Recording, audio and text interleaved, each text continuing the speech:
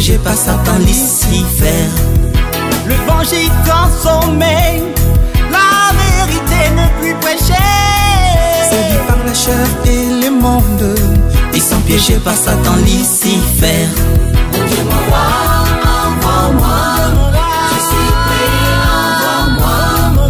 Dans l'armée de Jésus-Christ, mais voici, envoie-moi. Mon Dieu m'envoie, envoie-moi. Je suis prêt, envoie-moi. Dans l'armée de Jésus-Christ, mais voici, envoie-moi. Shalom mes bien-aimés dans le Seigneur, c'est encore votre serviteur, le psalmiste Théophile Boubi sur votre chaîne préférée One TV avec votre émission Les débits de la fin. Par cette émission, nous parlons d'une période charnière qui marque le commencement du déclin d'un règne ou d'une domination et qui annonce sa fin. Nous sommes venus aujourd'hui introduire notre émission par un passage biblique. Nous allons utiliser Apocalypse verset 12. C'est un message prophétique et puissant. Et je te dis que mon frère, ma soeur, tu ne seras pas déçu. Restez connecté du début jusqu'à la fin de cette émission. Je vais lire la parole de Dieu. La Bible dit, c'est pourquoi réjouissez-vous cieux et vous qui habitez les cieux. Malheur à la terre et à la mer, car le diable est descendu vers vous, animé d'une grande colère, sachant qu'il a peu de temps. Je répète, Apocalypse 12. Il est dit ceci, c'est pourquoi réjouissez-vous, cieux, et vous qui habitez les cieux, malheur à la terre et à la mer, car le diable est descendu vers vous, animé d'une grande colère, sachant qu'il a peu de temps. Alléluia. Réjouissez-vous cieux, réjouissez-vous terre. Manda shaka baba. Réjouissez-vous cieux, pas terre, cieux seulement. Mais moi aussi je dis, réjouissez-vous terre. Pourquoi? Parce qu'il y a aussi une bonne nouvelle par rapport à la terre. Alléluia.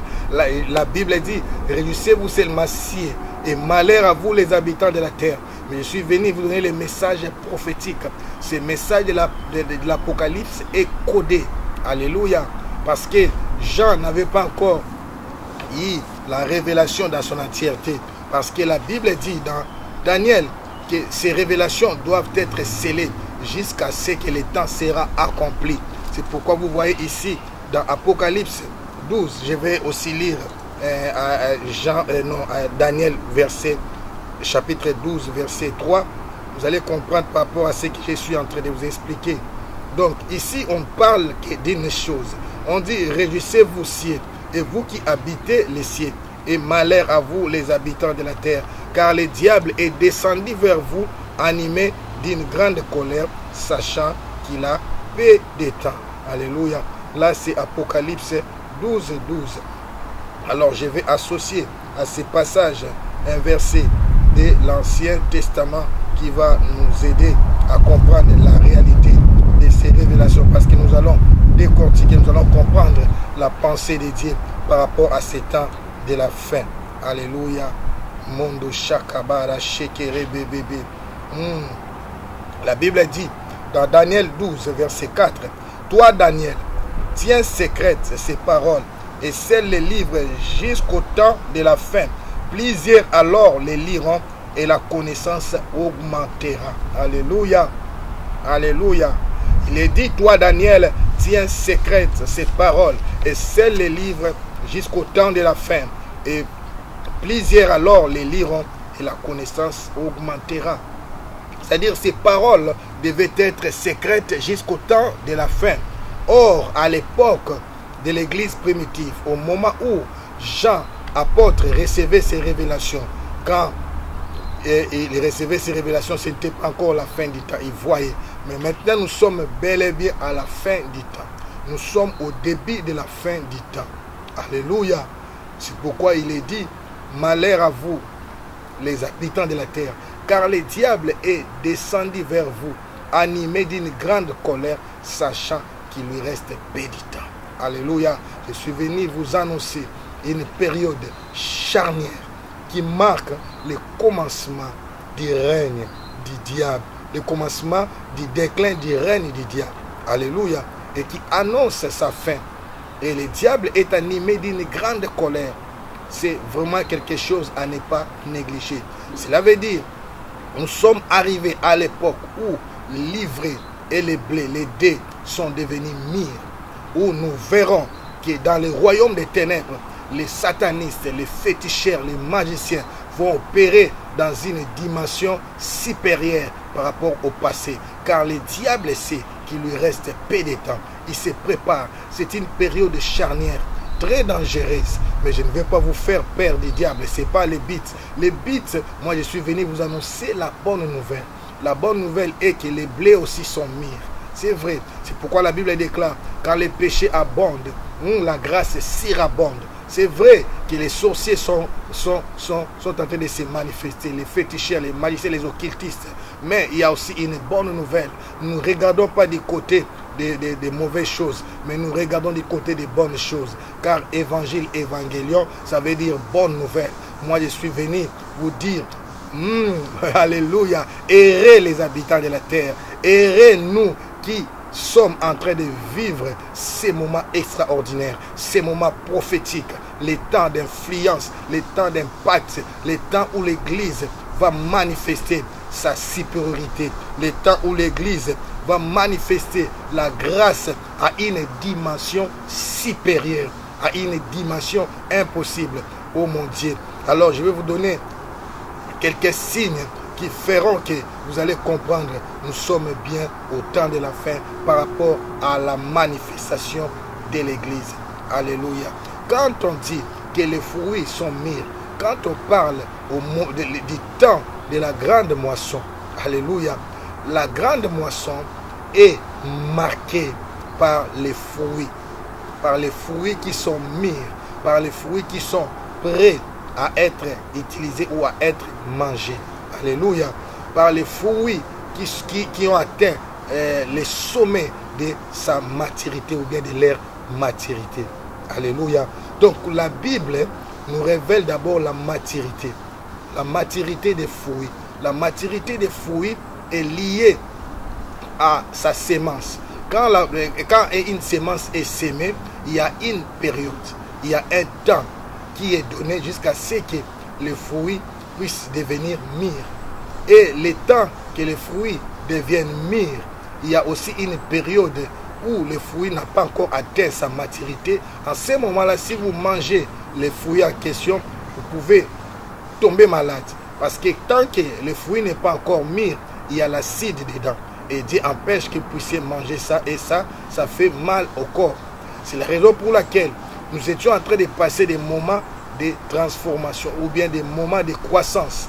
C'est la raison pour laquelle vous avez vu toutes ces choses. L'église était comme si rien ne marchait, rien ne fonctionnait, critiqué.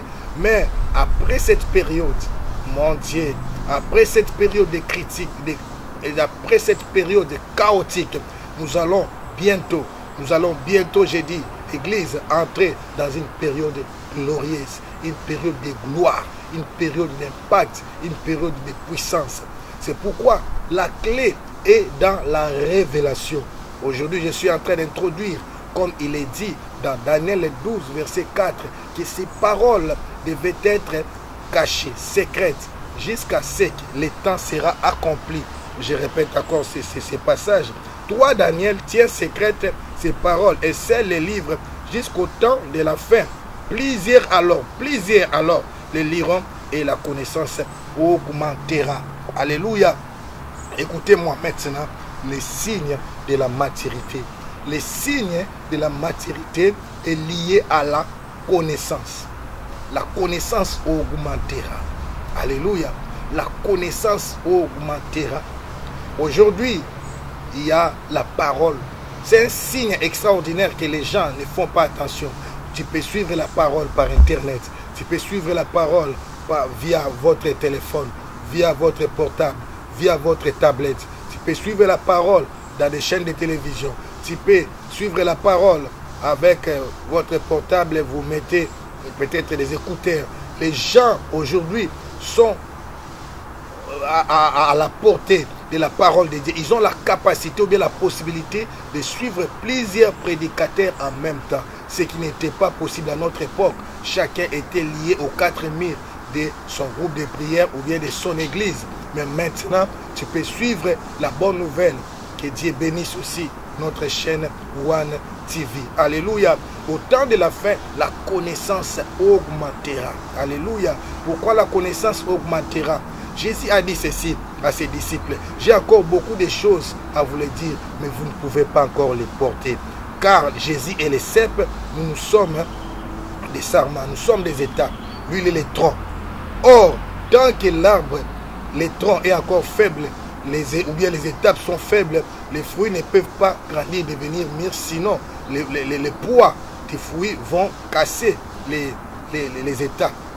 Alléluia. Donc, tant que comme l'arbre est devenu grand, donc les étapes aussi sont devenues fortes, là les fruits en même temps deviennent mûrs. Donc tout vont ensemble. Alléluia. Alors c'est la raison pour laquelle quand l'église, plus que l'église grandit, les fruits deviennent mûrs, les étapes aussi deviennent fortes. Et en ce moment-là, nous parlons de la connaissance. La connaissance augmentera. La connaissance augmentera. Nous allons comprendre que les fruits sont devenus mûrs parce que la connaissance augmentera. La connaissance augmentera parce que la connaissance va remplir la terre. Et nous voyons comment, par les voies des médias, la connaissance est en train de remplir la terre. Mais il faut avoir quelle connaissance? Écoutez-moi. Il est dit, toi, Daniel, tiens secrète ces paroles.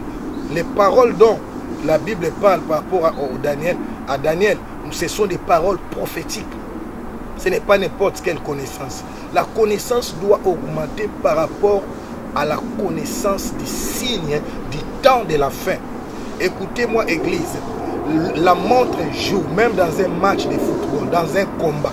Si tu comprends, tu réalises que vous êtes en train de perdre et qu'il vous reste 3 minutes avant la fin du match, même la façon de jouer va changer. Ô Église, sortons de la distraction. Jésus-Christ revient bientôt. C'est pourquoi je commence par Apocalypse 12, 12. C'est prophétique. Daniel 12, 4. Apocalypse 12, 12. C'est notre message d'aujourd'hui. La Bible dit, errez, vous qui errez les habitants, errez ceux qui habitent le ciel et les habitants du ciel. Mais malheur à vous, les habitants de la terre. Mais moi, je suis venu te dire, errez toi aussi, habitants de la terre. Parce que malheur, ici, il est dit malheur par rapport à qui? C'est pourquoi il faut comprendre le contexte par rapport à ceux qui n'ont pas Jésus-Christ. Alléluia. Malheur à vous, les habitants de la terre, les hommes charnels, les hommes animaux, les gens qui n'ont pas Christ, parce que ce sont des proies du diable. Mais nous qui sommes une race élue, un sacerdoce royal, une nation sainte, un peuple acquis, nous sommes en train de vivre une période extraordinaire. C'est pourquoi moi, par rapport à Apocalypse 12, 12, j'ai dit, errez, nous, une race élue. Errez, sommes-nous un sacerdoce royal. Errez, nous qui sommes des fils et des filles d'Abraham, parce que nous allons expérimenter une période de gloire. Nous allons expérimenter l'émergence d'une église glorieuse. Alléluia. Donc les premiers signes, la connaissance va augmenter. Quand la connaissance va augmenter, nous verrons maintenant les deuxièmes signes. Les deuxièmes signes, quand la connaissance augmente, la connaissance va créer quelque chose. La Bible dit quand l'esprit et la parole s'accordent, il y a la manifestation toujours. Comme la connaissance va augmenter, les surnaturels aussi va augmenter. Deuxième signe. Alléluia. Les miracles. La connaissance va amener une nouvelle dimension de la puissance de Dieu dans l'église. Alléluia. Nous allons vivre les miracles authentiques. Nous allons vivre des guérisons authentiques. Fini les temps où les prédicateurs sont devenus comme des acteurs de Hollywood. Fini les temps où les gens n'attendent qu'un prédicateur pour que les miracles s'opèrent. Nous sommes arrivés au temps des vrais adorateurs. Jean 4, 23. Oui, l'heure est venue où Dieu cherche les vrais adorateurs qui adorent en esprit et en vérité. Nous allons expérimenter des moments où les gens vont se rassembler dans un lieu quelconque. Ça ne sera pas une conférence, mais dans un lieu quelconque, ils vont commencer à adorer, à élever Dieu. Et les miracles s'opèrent naturellement, d'une manière surnaturelle. Alléluia. Sans forcer. On n'attendra plus les prédicateurs entrer pour voir la gloire de Dieu. C'est le temps. Et vous allez remarquer à ce temps de la fin, la plupart des pasteurs sont des adorateurs.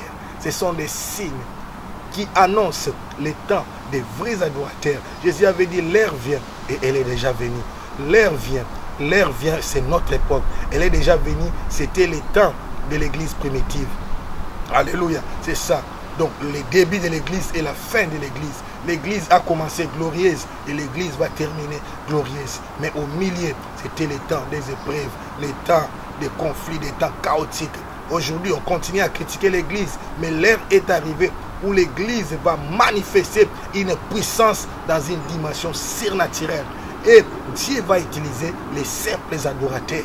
Dieu va utiliser les gens qui sont humbles, les gens qui s'abandonnent, qui se laissent conduire ou bien diriger par l'Esprit de Dieu. Menda Shakabaraché. L'heure est arrivée où les gens n'attendront plus, j'ai dit, les prédicateurs comme des stars de Hollywood, comme des acteurs, comme comment dirais-je, des vedettes. Car dans l'église, nous avons qu'une seule vedette qui est Jésus-Christ. Merci pour One TV, Jésus-Christ au centre de votre vie. Alléluia. Le temps est arrivé où la gloire va se manifester. Nous sommes au temps de la fin. Je ne suis pas venu contredire ces versets. Voilà, Apocalypse 12, 12. Malheur à vous les habitants de la terre, car le diable est descendu avec vous, animé d'une grande colère, sachant qu'il lui reste peu de temps. Mais moi j'ai dit, errez, car les habitants de la terre dont la Bible parle, il ne parle pas de nous. Nous sommes les habitants du royaume de Dieu. Nous sommes de la race de Jésus-Christ. Nous sommes des fils et des filles d'Abraham. Il parle des gens charnels, des gens qui sont nés seulement de la chair. Mais or la Bible dit, à tous ceux qui l'ont reçu, à tous ceux qui croient à son nom, il a donné le pouvoir de devenir enfants de Dieu, c'est-à-dire des citoyens du ciel, des ambassadeurs de Christ. Nous sommes des esprits en mission sur la terre. Alors ce temps est arrivé pour que le peuple de Dieu se lève. Ce temps est arrivé pour comprendre que nous sommes bel et bien à la fin du temps. Alléluia. Je récapitule. Le premier signe, j'avais dit, c'était la connaissance augmentera. Le deuxième signe, parce que la connaissance augmentera, la connaissance du temps prophétique, j'explique. Donc nous sommes appelés, même si tu n'es pas prophète, mais nous sommes appelés à rappeler à l'église, à rappeler à l'épouse, à rappeler à la fiancée de Jésus-Christ que son époux va bientôt revenir pour la grande fête des noces. Alléluia. Quand la connaissance du signe du temps, quand la connaissance de la parole prophétique va augmenter, cette connaissance va stimuler la spiritualité, l'attachement du peuple de Dieu, parce qu'ils savent qu'il reste peu de temps. La connaissance du temps est hyper importante. Alléluia. On doit avoir la connaissance du temps. On ne peut pas vivre. Voyez, même dans une journée, on marche, on fait des activités par rapport au temps. Quand il est matin, il est matin. Quand il est midi, on sait qu'il est midi. Quand il est soir, on sait qu'il est soir. On doit se dépêcher pour rentrer à la maison. Oui, je suis venu t'annoncer que bientôt, nous allons rentrer à la maison. Bientôt, ça sera la grande fête des noces. Alléluia. Troisième signe. Oh mon Dieu, la connaissance va augmenter. Premier signe. Deuxième signe, il y aura de la manifestation de la puissance de la cause de la connaissance. Troisième signe, nous allons vivre la grande moisson.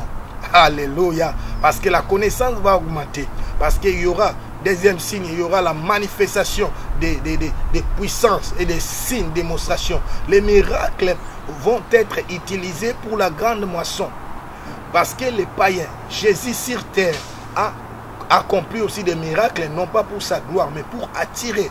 Les miracles ont pour but de prouver, de mettre en évidence la réalité, ou bien qui démontre que Jésus-Christ est réellement vivant. Jésus avait donné une promesse. Il dit, allez partout dans le monde, faites de toutes les nations mes disciples. Mais il a conclu par dire ceci, je serai avec vous jusqu'à la fin du temps.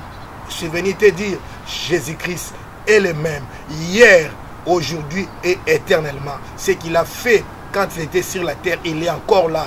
Il continue à se manifester. Au moment où même je suis en train de parler, de prêcher, que l'Esprit de Dieu te touche, que le Saint-Esprit te saisisse. Si tu es malade, sois guéri. Reçois ta guérison. Au nom de Jésus, je te déclare guéri, touché et façonné, transformé. Ramachada Kamanda. Sans oublier les plus grands miracles, c'est la transformation, c'est la repentance. C'est pourquoi je parle de la grande moisson.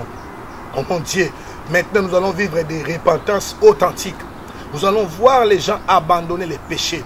Nous allons voir les prostituées quitter leur maison de prostitution, venir à l'église, commencer à adorer, à se repentir. Nous allons vivre des repentances que nous avons vécues au moment du début des églises de réveil. Ce temps est arrivé. La grande moisson va passer par la repentance, par les cœurs. Oh mon Dieu, Dieu va toucher les cœurs. Dieu va toucher des vies. Dieu va toucher des familles. Dieu va toucher des nations. Dieu va toucher des provinces. Dieu va toucher des cantons.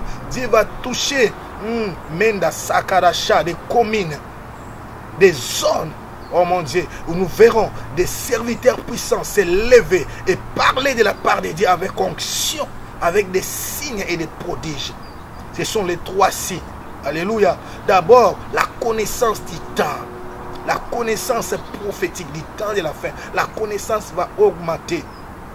Et deuxièmement, quand la connaissance va augmenter, les gens vont manifester les surnaturels dans une nouvelle dimension que l'Église n'a jamais connue. N'est-ce pas? Jésus-Christ avait dit que vous allez faire de grandes choses, plus que ce que moi j'avais fait. Or, ce temps est arrivé. Nous sommes au temps de la fin. C'est pourquoi je suis venu vous dire que Apocalypse 12:12 a dit malheur aux habitants de la terre. C'est par rapport aux hommes charnels, par rapport aux hommes animaux.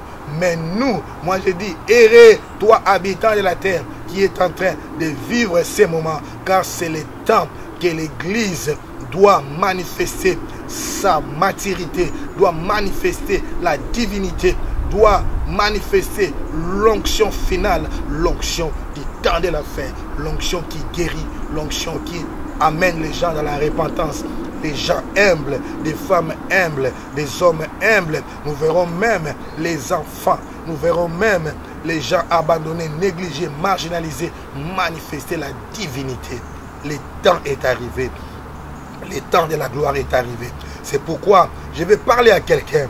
Je vais parler à quelqu'un qui n'a pas encore reçu Christ comme Seigneur et Sauveur dans ta vie. Par rapport à l'Apocalypse. Je reviens à l'Apocalypse 12. Ce n'est pas pour vous faire peur, mais pour vous dire tout simplement, il est aujourd'hui très dangereux de ne pas marcher par rapport à la parole de Dieu, d'être loin avec Dieu. Il est dit ceci, malheur à vous les habitants de la terre. Je vais maintenant atterrir par ça pour dire ceci. Il est très dangereux. En ces temps de la fin, si tu n'as pas Christ, tu es une proie pour les diables. Tu es une proie pour les diables.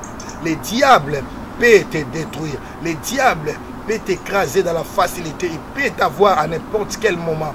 Écoutez-moi mon frère, écoutez-moi ma sœur, toi qui mènes une vie de débauche, toi qui mènes une vie de péché, toi qui mènes une vie de désordre, tu es une proie du diable. Tu es entre ses mains. C'est pourquoi il est dit malheur à vous les habitants de la terre, c'est-à-dire toi qui n'as pas encore reçu Christ comme Seigneur et Sauveur. Le seul endroit pour se protéger, le seul endroit pour se protéger, c'est en Christ Jésus. Nous vivons des moments terribles. Il y a des attentats, il y a des maladies, il y a des virus, il y a des problèmes, il y a des suicides. Et pour se protéger de toutes ces choses, il n'y a que Jésus-Christ. Il n'y a qu'en Christ que nous avons le repos. Il n'y a qu'en Jésus-Christ que nous avons la paix. C'est pourquoi je t'invite à accepter Christ comme Seigneur et Sauveur. Et tu sortiras dans les camps des gens que la Bible parle. Malheur à vous, les habitants de la terre. Malheur à vous, les habitants de la mer, car le diable est descendu vers vous, animé d'une grande colère. Jésus-Christ avait dit ceci à la fin de son ministère. Le prince de ce monde vient, mais il n'a rien contre moi. Alléluia. Si tu as Christ à toi, le diable vient, mais il n'aura rien contre toi. Parce que Christ en nous, l'espérance et la gloire. Et celui qui est en nous est plus fort que celui qui est dans le monde. Oh mon Dieu, Dieu vous aime. Je ne suis pas venu te condamner avec ta vie de péché, ta vie d'exode. La Bible dit, c'est lui qui nous a aimés les premiers. Il nous a aimés sans condition. Il t'aime. Je suis venu te dire que Jésus t'aime. Donne ta vie à Jésus-Christ. Nous vivons des moments très dangereux. Nous vivons des moments chaotiques. Le monde est allé, oh mon Dieu, est en train d'aller vers sa fin. Il y a tous les signes. C'est pourquoi je t'invite, si tu me suis et que tu n'as pas encore accepté Christ comme Seigneur et Sauveur, à donner ta vie à Jésus-Christ. Si tu peux faire cette prière avec moi, tu fermes tes yeux. Tu dis merci Jésus-Christ. J'ai écouté les messages, j'ai compris, j'ai entendu la parole. Et maintenant, j'ouvre mon cœur. Je reconnais que je suis un pécheur. Pardonne-moi. Et je t'accepte comme Seigneur et Sauveur. Tu dis merci Seigneur Jésus-Christ. Car en ce moment, mon nom est inscrit dans les livres de vie. Et je suis sauvé. Je suis devenu enfant de Dieu. Que mon Dieu vous bénisse. Nous prions maintenant pour les ouvriers de la dernière ère. Tu vas prier pour que cette grande armée s'élève. Que cette armée puissante, une armée des hommes de feu, une armée des femmes de feu, une armée des hommes et des femmes puissants qui sont enrôlés pour la grande moisson finale. Que l'onction finale souffle et que cette armée s'élève. Oui, Jésus, nous sommes là pour toi. Nous prions pour l'onction finale dans les 4 coins du monde. Partout là où l'évangile, la bonne nouvelle est prêchée. Nous voulons que ta gloire soit manifeste. Que ta puissance soit manifeste. Que ton onction soit manifeste. Radachede Komondo, Menda Shara, le surnaturel, le Dieu de gloire, le Dieu d'impact, le Dieu d'influence, le Dieu de miracles, le Dieu qui est au-dessus de toute puissance, le Dieu qui est au-dessus de toute domination. Nous voulons que cette faveur, que cette onction puisse se manifester dans sa plénitude. Oui, Jésus, que ton règne vienne, que ton règne vienne. C'est le début de la fin du règne du diable. C'est le début de la fin de la malédiction dans ta vie. C'est le début de la fin de cette maladie dans ta vie. Reçois ta guérison, reçois ta délivrance. Sois influencé, sois impacté, deviens puissant, deviens prospère. Tu as été appelé à dominer, à influencer et à impacter. C'est ton temps. C'est une émission de champions. C'est une émission de héros. C'est une émission de conquérants. Lève-toi et opère dans la dimension du surnaturel et manifeste la gloire en ces temps de la fin. Dans les noms puissants et glorieux de notre Seigneur Jésus-Christ, nous avons ainsi prié. Amen. Que le Seigneur vous bénisse. C'était votre serviteur, le psalmiste Théophile Boubi. C'est votre chaîne préférée, One TV, avec votre émission qui impacte, qui influence, qui touche, qui transforme des vies, les débits de la fin. Que mon Dieu vous bénisse. À la prochaine.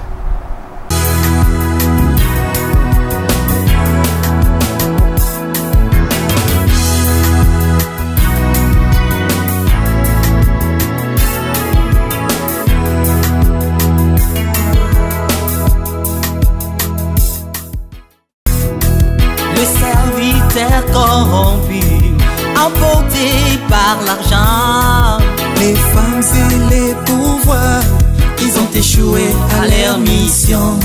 Le serviteur corrompu, emporté par l'argent. Les femmes et les pouvoirs, ils ont échoué à leur mission. Mon Dieu, mon roi,